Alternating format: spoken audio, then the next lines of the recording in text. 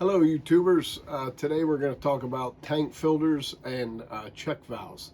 So inside your tank with your waste oil furnace, you have a filter and a check valve.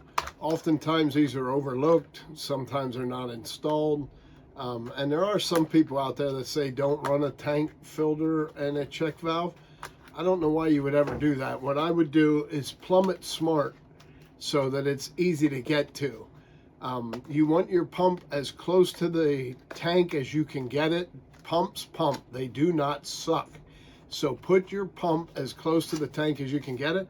However, I do like a filter in the tank. If you change it regularly, you're not stupid with your oil, and you take care of things the way you should if you have half a brain.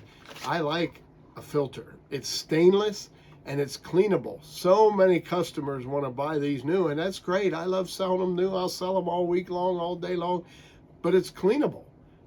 It's just a screen, so you can wash it in your solvent tank, take a pick down in and get the stuff down in the low spots to give you a little more capacity. The cleaner you get this every time you do it, the more junk it can filter without needing cleaned.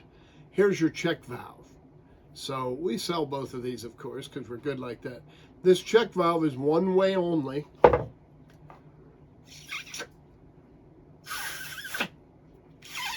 It's stiff, so it's a little hard to get the move, but it's a check valve where it'll open up when your pump calls for oil and starts to suck. It'll open up and take the oil up to the pump, and this threads right into it. So then you do this, and you can either put a 3/4 thread by flare and go to like a 1/2 inch or a 5/8 tube up to your pump, or you can make a standpipe and go from there. But you want this thing about, I like 8 inches off the bottom of the tank. So many times we go out and the customer has this thing down to the bottom of the tank. That is dumb. You have junk in your trunk, so you need to keep this away. You can also put this on a street elbow and do one of these, or one of these for that matter, in a street elbow, and keep it off the bottom. If you find that the guy that plumbed yours has it too close to the bottom, one trick would be to put it on a 90 and get it up out of that schmuck. But let your tank do the filtering for you. Let that junk, osmosis, let that garbage fall to the bottom over time, and leave it there. Either suck it out or let it, but don't try to burn it. It doesn't work. So anyway, just wanted to go over tank screen, check valve.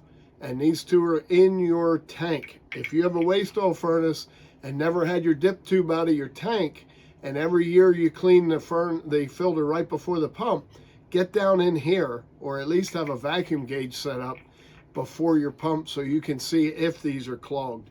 This is serviceable. This literally, it looks like one big piece. You could see nothing in there.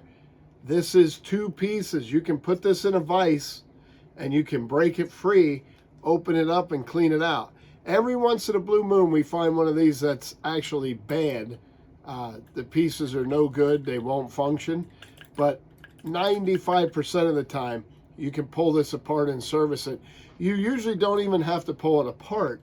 You can clean it gently, get all the junk and debris out of it, and put it right back in your tank. Again, clean the filter, clean this, and you're done. Like and subscribe if you enjoy this video, please. We need subscribers, and we love to have them. We want to bring you more and more videos. So like and subscribe is a good way to do that. Thanks for watching, YouTubers. If you don't know Jesus Christ as your Savior, don't let the sun set on your lost soul. Time is too short and hell is way too high.